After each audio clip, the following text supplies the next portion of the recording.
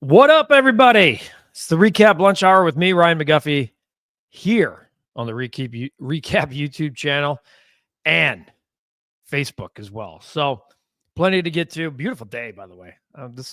Keep this going as long as we can. Just sunshine and rainbows, baby. All right, so let's dive right in. Okay, I just finished lunch, by the way. I went Poke Bowl today. I don't know what anybody else had, but I went Poke Bowl. Delish. Yeah, our friend Brad Biggs of the Sun Times. Okay. Put this out there yesterday that Matt Eberflus may have, in fact, signed a 5-year deal, not a 4-year deal, in his original contract with the Bears. Okay. So here we are. Everyone wants to move on. Everyone's done with Eberflus.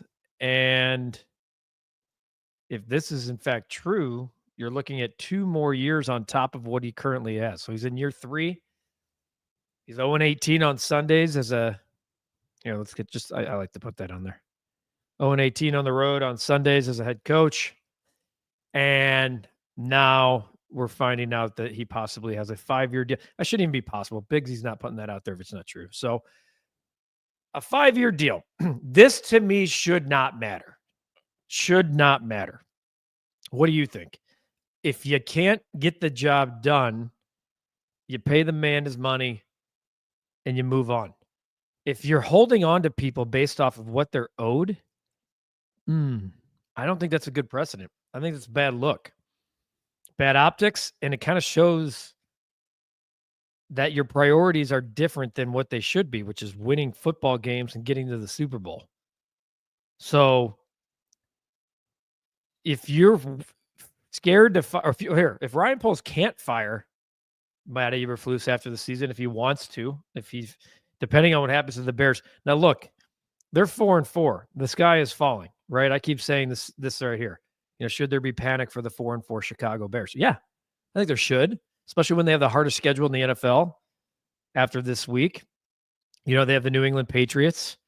And, I wanted to know this. Does a win over the Patriots help ease the pain and change feelings about the Bears moving forward? Personally, I don't think so. They need to beat the Bears, or the Bears need to beat the Patriots. I don't care who's on the field. I don't care who's out to injury. The Bears have to win this football game. They're a better team. Even injured, they're a better football team. They have more talent. They currently have the NFL's longest home win streak. All of those things are a good formula for success, in theory, lining up. The problem is, if there's any kind of clunker, if there's any kind of setback, if they were, for God forbid, going to lose that game, and then we come back to this, that Matt Eberflus has a 5-year deal, not a 4, then what's the situation? Can you move on? Will they move on? Are they scared to move on from a guy that's got 2 years left on a deal? That's asinine to me. This asinine, as Cap always says, this is, show business. Win games. This team was built, this current team, with the holes, warts and all, this team was built to go to the playoffs this year, period. And judging by where you were just a couple of weeks ago, heading into the bye after the big game in London, where the Bears put on a show offensively, that show has been boxed up right now. It's like a Halloween decoration box. Just put that puppy in the corner, in storage, or in the garage. Jarrett, what's up? GMs typically get 2 shots at a quarterback and head coach. If Poles rolls with Flus, will he link himself to him as the sample size increases? All right, first off, to me, so in theory, Poles, even though he didn't pick Justin Fields, is going to be linked to Justin Fields because he made the decision to move on from him, which I believe was the correct one. I think we all, for the most part, believe that. If you don't, if you're a Fields apologist or want more Justin Fields, I guess bring it on. Fire your comments. But I think this is Poles, in theory, his second quarterback, even though he didn't select the first one. He selected Caleb Williams, number 1. He would get probably one more crack at a head coach. The question becomes, you could make the argument last year that they should have made a change to line up with your number 1 overall pick and Caleb Williams. So if we find out that he's got 3 years left on the deal at the end of last year, then you're kind of in that situation where ownership's telling you, hey, this is your guy. We can't change this guy just because of the way things have lined up. He was trending this way. At least the team was trending this way. You liked how they finished the year with momentum. The defense was fantastic. So they kept him. And a lot of the problems are still showing themselves. A lot of the problems. And, I think something that's interesting to go along with this today is that Adam Schefter of ESPN, in talking about Ben Johnson, who we heard last week, was eyeballing the Bears a year ago when thinking about head coaching opportunities. Now Schefter saying that the OC will be very selective in any head coach opportunities, and organizational dysfunction would play a role in a place he would not go to. First off, good for Ben Johnson. In theory, nobody wants to go to a place with organizational dysfunction. However, coaching changes are made usually in places that have gaps. Not every organization is buttoned up top down.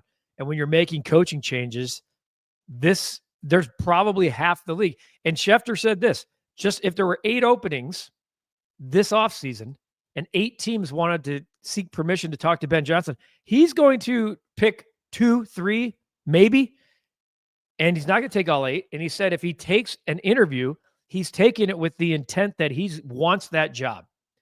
Now, this report coming out that the organizational dysfunction is something he's keeping an eye on in the division? Man, it's funny how in 2 or 3 weeks, the entire narrative can completely change.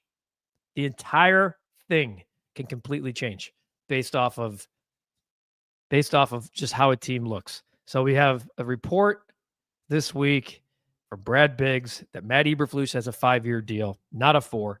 And then today, Adam Schefter clarifying that maybe the hottest head coaching candidate in the league is keeping his eyes open, but there's zero guarantee that he will want to leave Detroit. And quite frankly, don't blame him. He's going to get a fat raise, probably in his current job. He's creative as you know what. The Lions are as fun offensively as any team in football. In the last 6 games, the Lions have scored 28 touchdowns. Jared Goff has thrown 26 incompletions. That's insane. That's insane. That also tells you about stability. They've built that team from the draft inside out, offensive and defensive line. Then they added skill positions. St. Brown, draft. David Montgomery, trade. Gibbs, sign that 2-headed monster. Weapons everywhere, man. Weapons everywhere. Jameson Williams, obviously, he'll be back this week. He had 2-game suspension. Another guy, plug and play. We know Aiden Hutchinson's a stud, obviously out for the year. But they built that team inside out. The Bears have a lot of holes. I don't think they should have a lot of chaos, though. That's what's crazy to me. Why the chaos? And now you're talking about organizational dysfunction. Well, here's where dysfunction lies. So this report here by Brad Biggs. If you want to move on from somebody in the real world, you're under contract, you pay the severance, you pay him out. Thank you. This isn't working. Life goes on. In football, there are other teams around the league, baseball, football, fired coaches with a hell of a lot more years and a hell of a lot more money owed to them because it wasn't working and they moved on.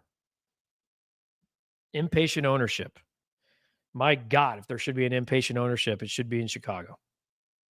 But not really seeing that. What do we got from Chris? I remember when the Lions were the laughingstock of the league. Yeah, I do too. 0-16, Rod Marinelli is the head coach. You know what changed that, Chris? Finding the right guy.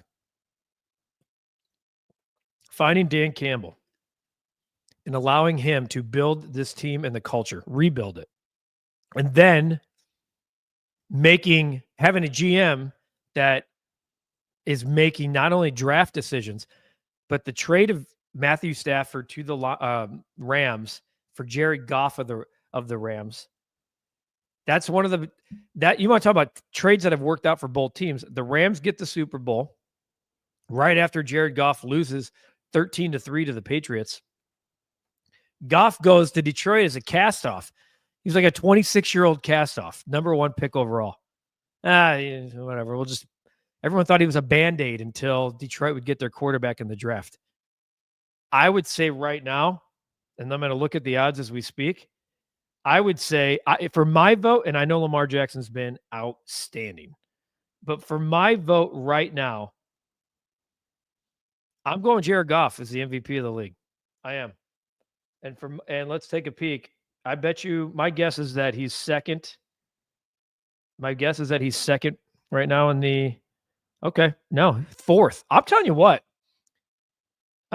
So Lamar Jackson's the favorite at plus 280. Josh Allen 3-1. Josh Allen's got a good case. Mahomes 4-1. Jared Goff at 7-1 right now. I might throw a futures bet on that right now. Chili Block. Patriots about to do the Bears what Trump did. Okay. We're going to really? What are we doing with the damn? I don't care about which side you voted for. Trump wins the presidency, but come on. What are we bringing? Smile. Bears have reached the Biden presidency level. Okay. Leadership must go. All right. It's that week. It's that kind of week. I'm not saying you can't comment on it, but I'm not going to sit here and compare politics to football. I'm not. DDM, true, but I think the McCaskies don't like having to pay for fired head coach. Absolutely. It's why they've never fired a head coach in season. Ever. Appreciate the profile. Smitty, if I'm Ben Johnson, I'm seriously keeping tabs on the Bears. If they call me in, I demand a detailed plan on how they build this O-line before we talk about anything else. I think that's a really, really interesting and good point, Smitty, because think about it. There's 30 of these jobs, 30 plus of these jobs. So you would feel like the teams have all the say and the desperation should come from the candidate. In this case, I love what you're saying here. If I'm Ben Johnson, I'm walking in. Here's my plan. Here's my detailed plan to make Caleb Williams a top 10 quarterback, the Chicago Bears a top 10 team. And here's my coaching staff. However, the only way that this works for me is to see your plan in return. And if it doesn't match up with my plan, I'm either going back to Detroit or another job. Simple as that. And if the Bears don't like it, if another team doesn't like it, Ben Johnson's safe. He's already a hot commodity. That's not going to change.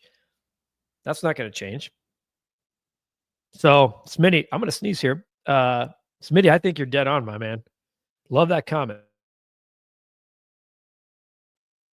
Excuse me. Woo. Cap's got it. We got the dust bunnies out in here in the office. So, yeah, I'm to the point here where you can't be afraid of making an uncomfortable decision. Okay? If you're uncomfortable making a firing because a guy's got 2 years left, then you probably shouldn't be in that chair.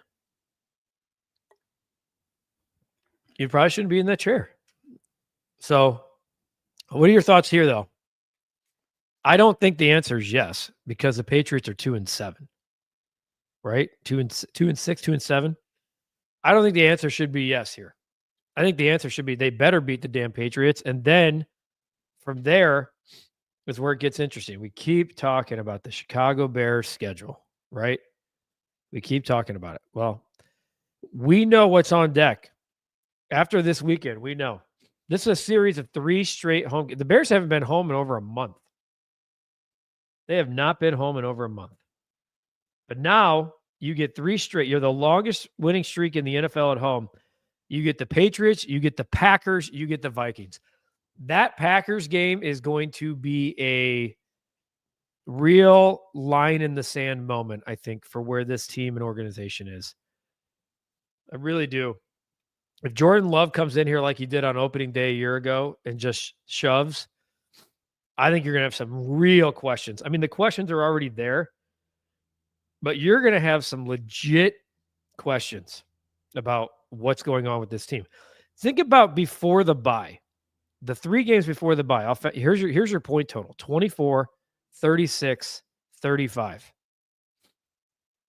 24, 36, 35 since 15-9. The last 2 games, they matched what they gave you against the Rams, and they scored 71. They had 95 points. 95 points their last 3 games prior to the bye, averaging over 30 a game. And now, completely flatlined. Cairo Santos is your best player right now. Since the bye, has by far scored the most points. It's not a great situation. And then we know after the 3 home games here, they hit the road for 3, and 1 is at the Lions on Thanksgiving. Then you get the mini bye. You go out to San Francisco. I don't know what kind of team San Francisco is going to be by then. Speaking of injuries, they've had plenty. But we know from a coaching standpoint that Shanahan is running laps around this staff, and it's always a tough place to play, period. Then you get the Vikings on Monday night in Minnesota on Monday night. So you got not only are you going on the road after the 3-game homestand here, you're going to the Lions on Thanksgiving. That's a tradition, as we know. And you're going to the Vikings on Monday night. So you add those 2 little caveats in there. It's not just a game on the road to me. Billy from Ghana, my man. Holy hell. That's fantastic, my friend. Hello from Ghana. Billy, appreciate you watching, pal.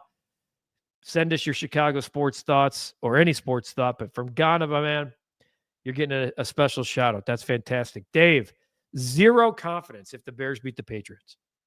Just waiting for the next crucial mistake that costs us a win. Man, can you imagine if it happens this weekend?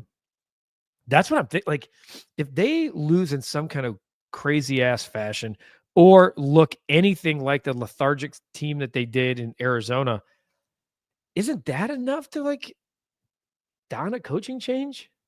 I think so. That's what I keep telling Cap. When are we going to see some kind of desperation from a team? When are we going to see desperation? Get in the playoffs. Just get to the 7 spot. From there, it's gravy. It is, because the expectations would be nothing. And we've seen teams take the 7 seed, 6 seed, and run it all the way to the Super Bowl. Dave, the Caleb has to get away from the big throw, sexy play, start using Komet and chop wood down the field. Yeah, agreed. Cap put something out on his Twitter page or X page earlier where Caleb missed a throw underneath. Would have been a touchdown because he was going for the home run ball. Caleb did address this yesterday. He did take accountability for trying to make too many of the big ball throws, the sexy throws. Now, look, it's a 2-way street.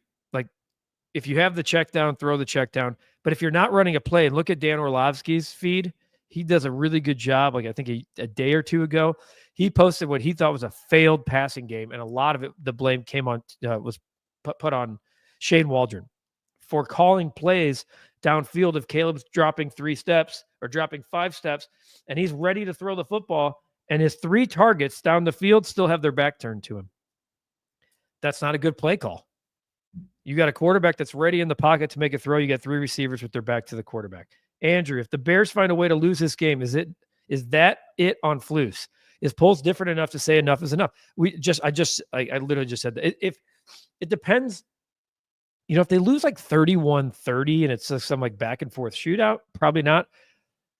If they lose it all, like any combination of Washington and Arizona, I think yes. Like I think at some point, like you've shown that like your team would have, in my opinion, there would be a clear disconnect from the trend that was heading towards the bye and the trend that came out of the bye. Broski, good to have you back. The Bears are going to lose this week. Eberflus has lost the team, and all the injuries are too much to overcome until the McCaskey sell and the team builds a new stadium complex in the Burbs. Nothing will ever change.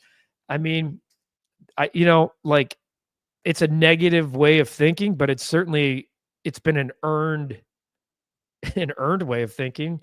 We're all in the same boat here. It feels like until a couple of these teams change, it's not going to change. But what's different about this Bears team is they have the talent. They have the talent. They shouldn't be this. They shouldn't be 4-4.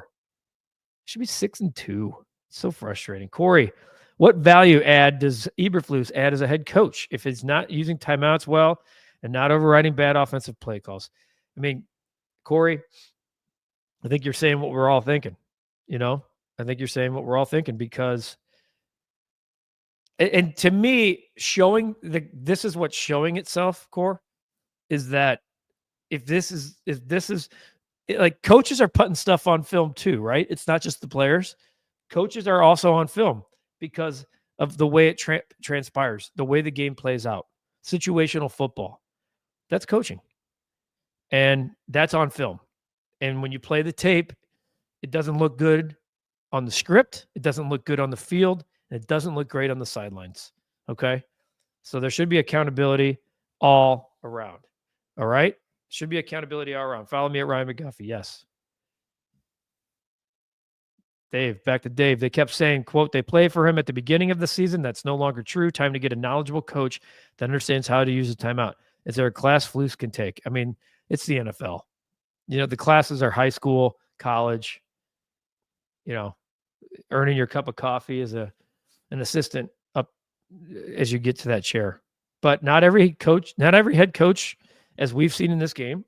Yesterday, somebody, I'm not sure who it was asking if Cliff Kingsbury should be the next head coach. And my argument on that was, well, he showed in Arizona that to me, and it was his first time, that the job may have been too big. But as a coordinator, fantastic. I think Eberflus is a really good coordinator. I do. I think he's a really good coordinator. I don't agree that the Bears have the talent. Bears are weak in the trenches. I've never heard of a Super Bowl team winning with a weak O-line.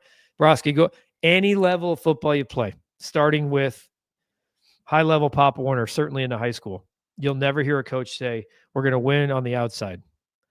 You'll never hear it. The games are always won up front. Every game is always won up front. So to your point, I do think they have the talent on the outside and at skill positions and defensively from back seven, but front four and certainly that offensive line, a lot of issues. So, yeah, I'll tip my cap on that. Jarrett, Team Lakefront, Team Arlington Heights. I'm on Team Arlington Heights. I think the Lakefront, like having a team that has to be on the Lakefront, overrated. It's not a good place to go watch a football game. It's impossible to get to. That won't change if they build a dome on the Lakefront. It screams Arlington Heights. I think I went through 13 or 14 teams currently don't have a stadium in the city they play in. Like whether it's Glendale or Arlington, there's 12 or 13 teams in the NFL that do not have a stadium in the city they play in. No one cares. Give them a good experience. If it's Arlington Heights, fine. Let's just get it going. Broski. I call him Matt Eberflus because he doesn't understand basic math. Okay. Well, tip of the cap, Broski. See, it's very clear that I don't edit these comments as they come in because I just go pop, pop, pop, pop, pop. All right.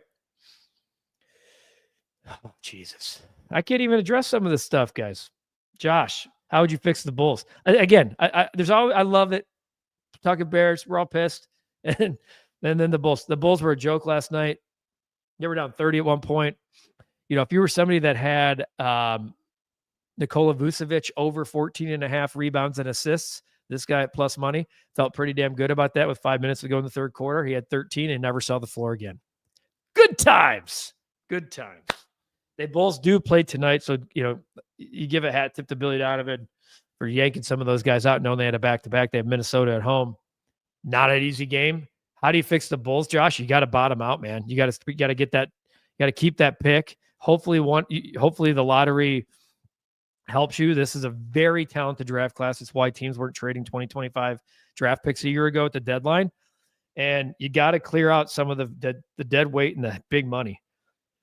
If you keep running out this current roster, it's going to keep being a 37-win team that might make the play-in. No one wants that. Josh, P. Will not progressing, undersized. Yeah, P. Will, I gave up on him a year ago. A lot of people kept saying, oh, the cap included 22 years old, 5 years, $90 million. I guess if you put that out and what players are making in the NBA, it's not that bad of a deal, but he's not getting – the stat line is not looking good. Don, Detroit versus everybody. It's good to have a Lions fan on here. It sucks to not hate the Lions. I really like what's going on there.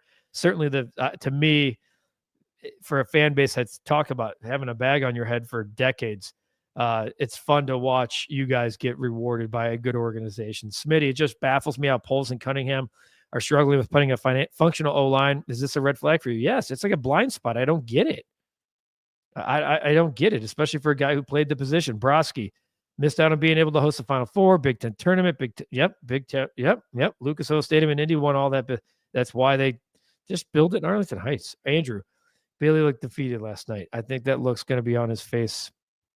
I think that's going to be a frequent look. I really do. Build the stadium complex. It looks like we have a lot of team Arlington Heights. Don, chasing greatness. Well, somebody has to do it, damn it. Bears renovated Soldier Field instead of building a legit stadium. Yeah. And it's like, the spaceship. The bad fan experience. It's just a bad fan experience. Dave, next person that says Flus is excellent defensive coaches and paying attention. I understand why they played Caleb. Yeah, the Caleb thing was a fireable offense to me. Arlington Heights all the way. Everyone seems Arlington Heights. Eli, what's up, man? Good to see you. Heard that they're trying to trade Vooch and Levine. They're shopping them. Well, of course they are. They're rebuilding. But they got some bad money tied up. And unless the Bulls are going to have to take some bad money back, by the way.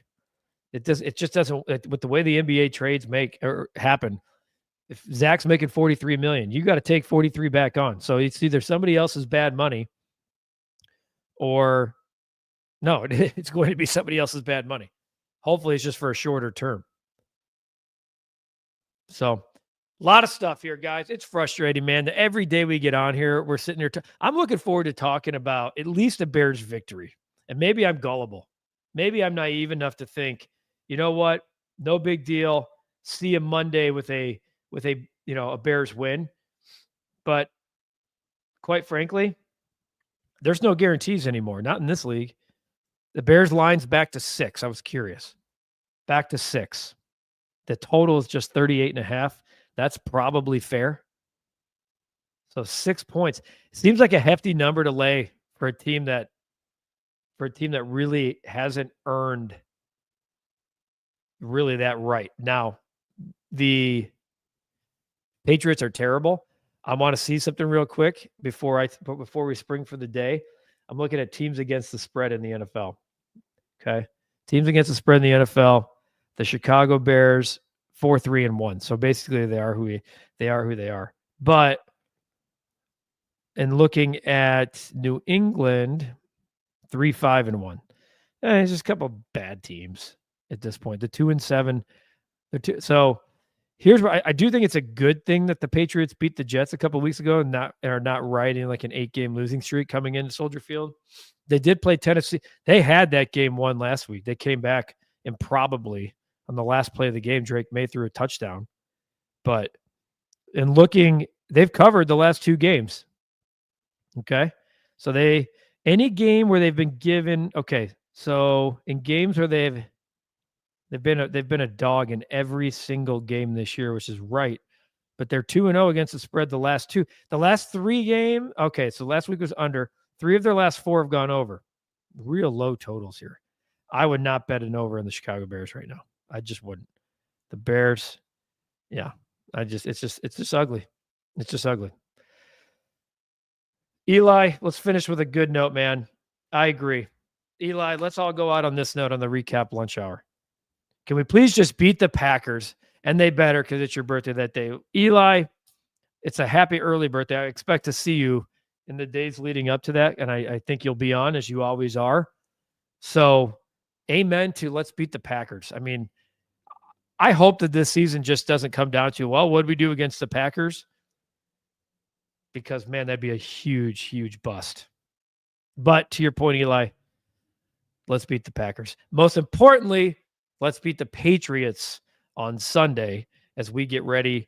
We have one more lunch hour this week. Tomorrow, Friday, heading into a weekend, a Bears football weekend. Let's get a win against the Patriots. There's going to be the Bulls play tonight. There's going to be some more stuff, some college football. We got a great Thursday night game, Bengals Ravens. That should be a great one. Put a little parlay action together. I'll give a pick out later I'll give a good prop pick later. Like I've been all over Kate Otten of the Tampa Bay Buccaneers. It's been a free bankroll until it's figured out. It'll be probably figured out this week. Let me give a good prop, like Derrick Henry anytime touchdown, by the way, minus 265. That's how good that dude is. I've never seen such a high number for an anytime touchdown. I'm Ryan McGuffey. This has been the Recap Lunch Hour. Look forward to seeing you all tomorrow. Thanks for all the interactivity. It's fantastic. Love the comments. Love answering all the questions, the comments, the concerns, and certainly the frustrations because it's Chicago, right? And certainly, as Chicago sports fans, we are frustrated. We'll see you guys tomorrow. I'm Ryan McGuffey.